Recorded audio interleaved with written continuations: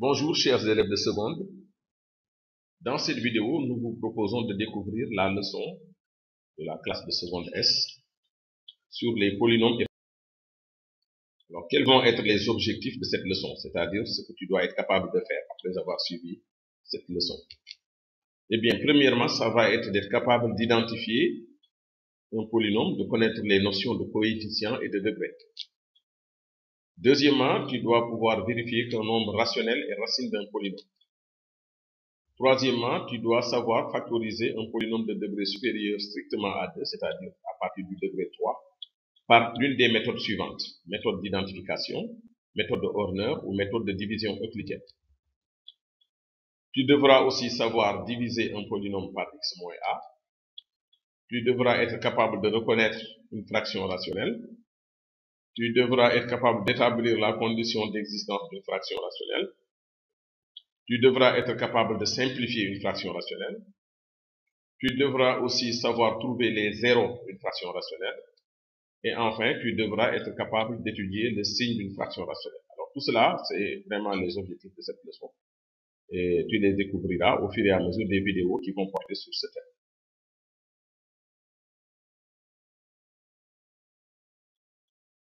Alors, dans le 1, on va parler de la notion de polynôme. Et pour cela, on va découvrir ça à l'aide d'une activité, c'est-à-dire un exercice que tu vas faire pour découvrir cette notion. Alors, on te demande de développer, de réduire et d'ordonner les expressions suivantes. Alors, la première de ces expressions, c'est l'expression b de x égale 3 plus x le tout au carré, facteur de x au carré moins x moins 3. La deuxième de ces expressions est d de x égale x plus 2, facteur de 2x moins 1, facteur de x au carré moins 2x plus 4. Alors, pour répondre à cette question, on obtient b de x égale. Alors, on commence d'abord par développer le carré, évidemment, en utilisant la formule d'identité remarquable. Donc, ça fait a au carré plus 2ab plus b au carré. On obtient donc 9 comme le carré de 3 plus 6x plus x carré. Multiplié par l'autre polynôme, c'était x au carré moins x plus 3. Alors, on développe terme par terme, mais en écrivant les termes de même degré les uns en dessous des autres. Vous voyez qu'ici, on a d'abord 9x carré que j'ai écrit là, ensuite moins 9x, ensuite plus 27 que j'ai écrit ici. Puis j'aurai plus 6x au cube qui est là, moins 6x carré que je range ici dans la colonne des termes en x carré, et plus 6 fois 3, 18x. Et voilà, je le mets ici en dessous des termes en x. Le dernier terme va donner x puissance 4 que je mets ici isolé à droite, avant x au cube. Ensuite, j'aurai moins x au cube que je mets ici juste en dessous de 6x au cube. Et enfin, j'aurai cette multiplication-là de x au carré par 3, ce qui me donne plus 3x carré. Alors, je tire ma barre d'addition. Alors, j'ajoute par colonne et je visualise bien les termes. Cela me donne x4. Ici, j'ai 6 moins 1, ça fait 5x3. Là, j'ai 9 moins 6 plus 3, cela fait facilement 6x carré.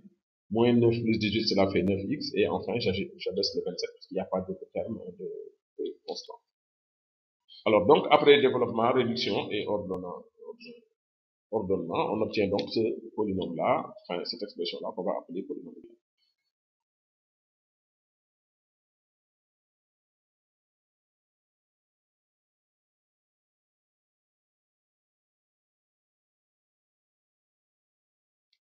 Alors, pour d de x maintenant, la même chose, on va d'abord développer le produit des deux premiers facteurs. X plus 2, facteur de 2x moins 1. Alors, cela donne 2x carré, moins x, plus 4x, moins 2. Que multiplie l'autre polynôme qui était x au carré, moins 2x plus 4. Alors, ici, il y a une petite coquille, bon, je vais vous expliquer cela.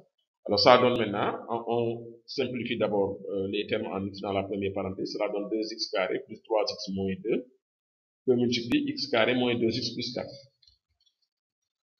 Alors, donc maintenant, on développe terme par terme, comme tout à l'heure, en mettant les termes de même degré les uns en dessous des autres. Alors, la multiplication des termes de la parenthèse de droite par 2x carré donne 2x4 moins 4x au cube plus 8x au carré, hein, qui provient de la multiplication de 2x carré par 4. Ensuite, on aura plus 3x cube que je mets ici, moins 6x carré et plus 12x que je mets là. Puis, le dernier facteur va nous donner moins 2x carré plus 4x moins 8. Alors là aussi, on tire la barre d'addition et on ajoute en colonne, ce qui donne 2x4 moins x3 plus, alors on constate qu'il n'y a pas de terme en x2 parce que 8 moins 6 moins 2 cela fait 0, plus 16x moins 8.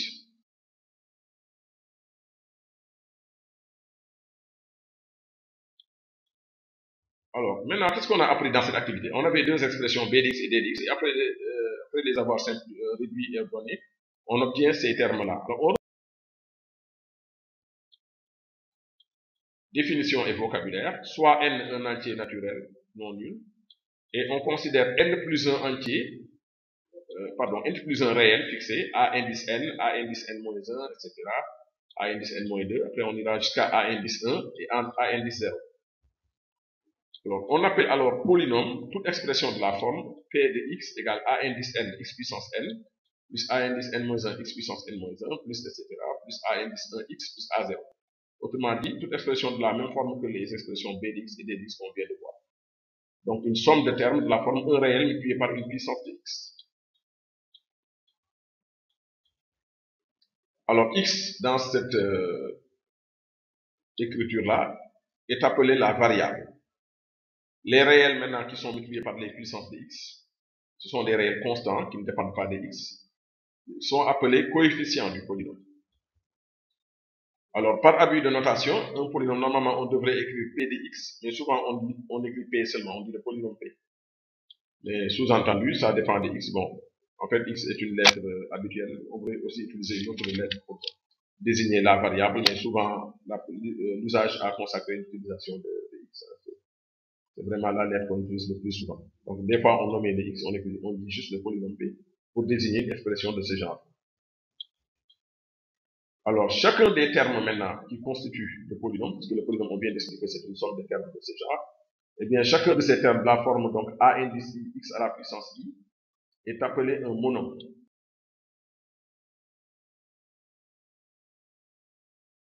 Donc, un polynôme, c'est une somme de monômes. Alors, voici quelques exemples. Bon, par exemple, p de x, regardez ce polynôme-là. Cette expression, 3x puissance 5 plus 3x puissance 4 moins x au cube plus 2x carré plus 5x moins 7, eh bien, c'est un polynôme de degré 5. C'est clair que le terme le plus grand, c'est 5. Le degré du monôme le plus grand degré. Donc, on note degré. Alors, ce d rond-là se lit degré. Degré de p égale 5. Les coefficients de p sont 3, 3, moins 1, 2, 5 et moins 7. Alors, le dernier, on l'appelle toujours A0 et on augmente d'une unité l'indice pour pouvoir les désigner. C'est courant de désigner les coefficients d'un polynôme par des A indices. Alors, prenons aussi cette écriture-là, moins 2x cube plus 3 cinquième de x moins 2, c'est aussi un polynôme de degré 3. Puisque le monôme de plus haut degré qui y figure a pour degré 3. Et les coefficients sont moins 2. Attention, il n'y a pas de terme en x carré, donc là on écrit 0.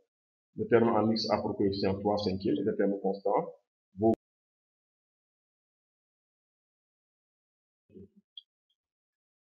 Alors, vocabulaire, donc A0 s'appelle le terme constant, A1x s'appelle le terme de premier degré ou le terme en x, et A indice n x puissance n de manière générale s'appelle le terme de degré n ou le terme en x puissance n. Il est aussi appelé le terme de plus haut degré. Chacun des termes A0, A1x, etc., AN x puissance n moins 1 et AN x puissance n est appelé un monôme. Donc, tout polynôme de premier degré est appelé un binôme ou un binôme du premier degré. Des fois, on dit seulement un binôme. Tout polynôme du second degré, vous avez déjà fait la leçon certainement, est appelé trinôme ou trinôme du second degré.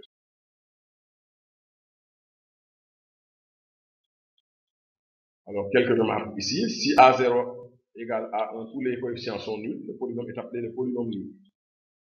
Alors, on admet que tout polynôme non nul a une écriture unique sous la forme p de x égale a indice n x puissance n, plus a indice n moins 1 x puissance n moins 1, etc., plus a1 x plus a0. C'est-à-dire qu'il ne peut pas s'écrire de deux façons. Il s'écrit d'une et d'une seule manière sous cette forme-là. Donc, à ce moment-là, l'entier n est appelé le degré du polynôme p. Et on écrit degré de p égale n.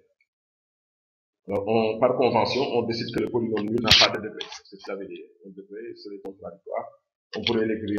En fait, il y aurait une infinité de degrés. C'est pourquoi définir un degré pour le polynôme nul. Alors, un polynôme constant, son degré est égal à 0. C'est-à-dire, si le polynôme est réduit à A0 seulement, donc un réel est un polynôme de degré 0. On va considérer que les réels sont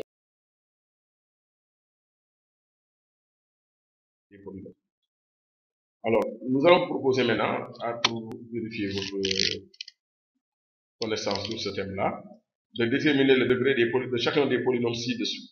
Alors, on vous propose P de x, Q de x, R de x, S de x, T de x, V de x et K de x.